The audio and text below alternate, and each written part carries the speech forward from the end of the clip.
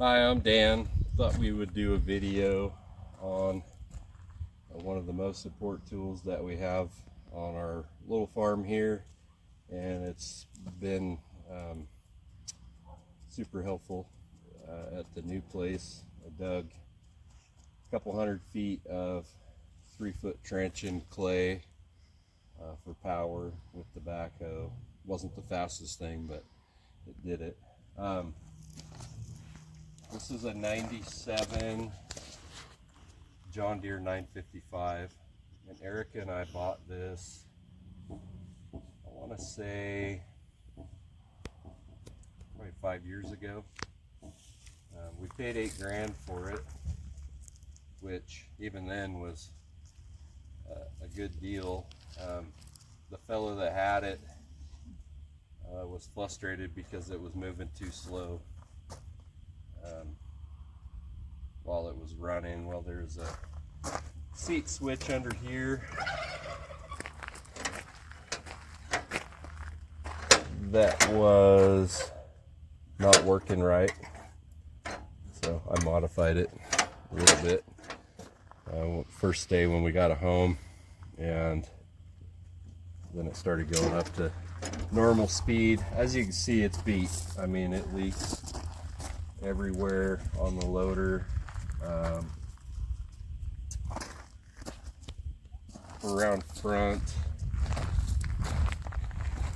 see the grill is gone,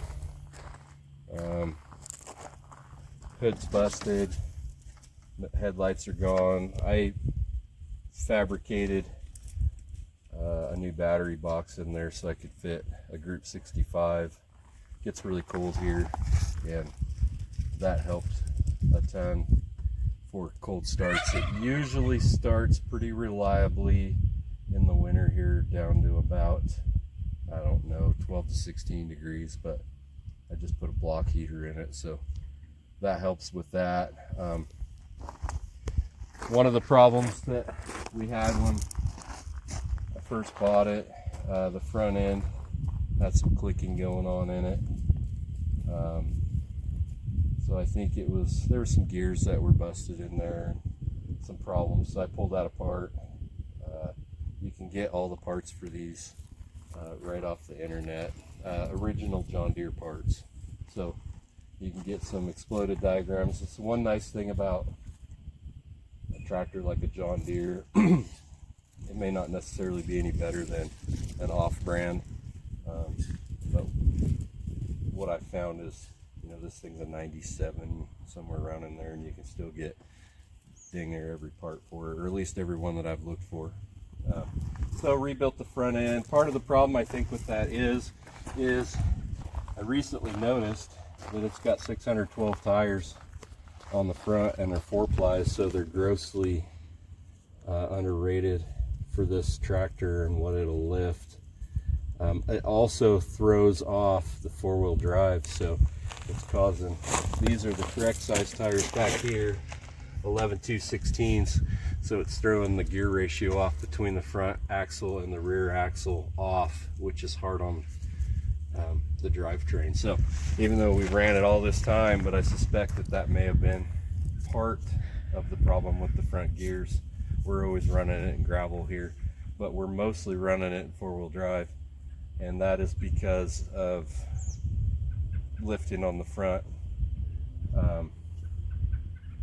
It'll get a little light in the back end. There's no ballast in the tires.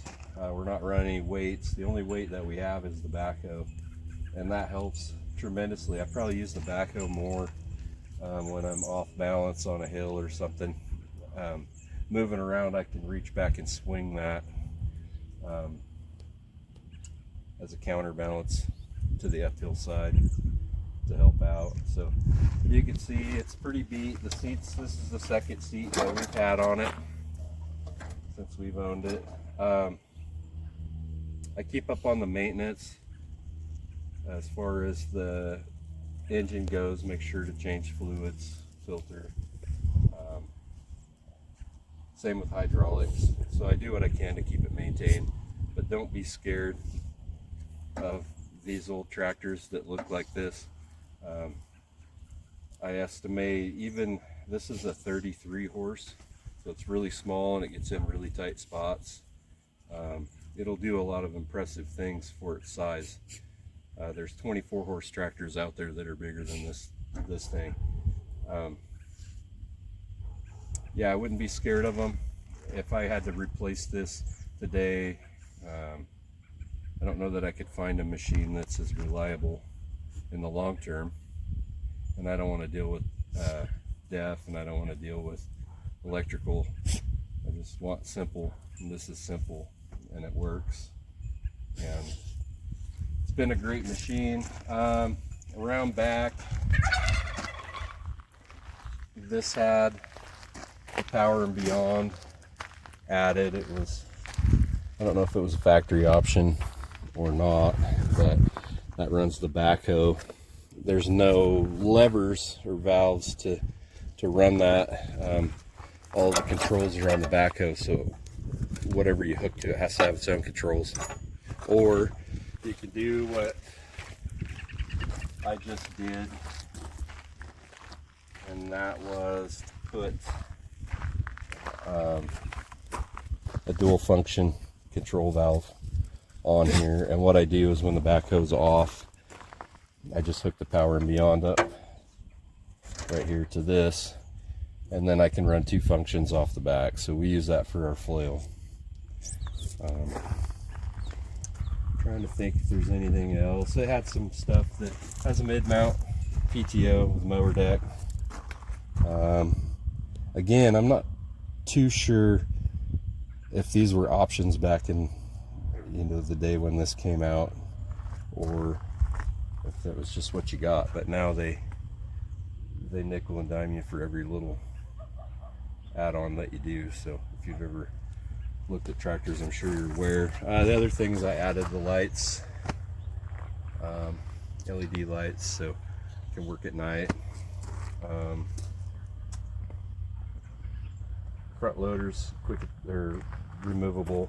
It doesn't have a quick attach bucket. That's something that we may do in the future. Another thing I'll probably be making a video of is right here on the business end of the digger. It's just worn. It's worn so bad I'm having a hard time keeping pins in it. In fact, this pin's busted out due to wear. So try to get some new bushings, grind these off, put new pins in there, tighten it up just a little bit.